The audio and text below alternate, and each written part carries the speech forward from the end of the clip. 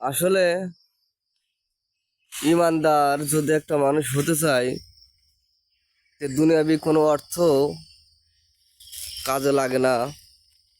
ইমানদার হতে হলে একিন বিশ্বাস মানুষের হৃদয়ে ধারণ করা লাগে। একিন বিশ্বাস যাদেরকে নেই, যারা সালেখিন না, সালেখিন হতে পারেনি, অর্থাৎ বিশ্বাসী হতে পারেনি, তাদের জন্য কিছুই নাই।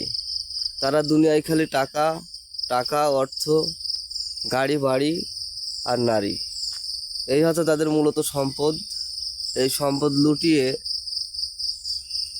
যদি যদি আল্লাহ রাসূলকে লয় কুটো লাভ করা যেত, তাহলে পৃথিবীর সমস্ত মানুষ টাকা দিয়ে ইমান কিনে নিত। কিন্তু টাকায় কখনো ইমান বিক্রি হয় না। টাকায় দুনিয়াবি সুখ শান্তি আনতে পারে। টাকা ছিল কাননের, তার এত অর্থ সম্পদ ছিল যে কাননের অর্থ সম্পদ পৃথিবী আল্লাহ পাক রব্বুল আলামিন বালির সমতুল্য পৃথিবীতে বালির সাথে নিঃসন্দেহ করে দিয়েছে।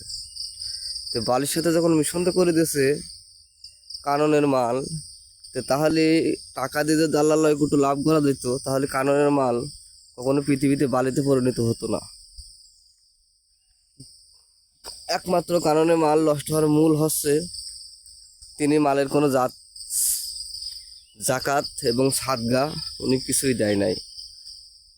তো জানমালে যদি সাদগা আমি আপনি না দিই, আমার অর্থ থাক আর না থাক, আমার জান ও মালের সাদগা আমার মালিকের কাছে দেওয়া লাগে। তাহলে সে সূক্ষ্ম প্রেমের প্রেমিক হয়ে আগ্রত হয়ে থাকে।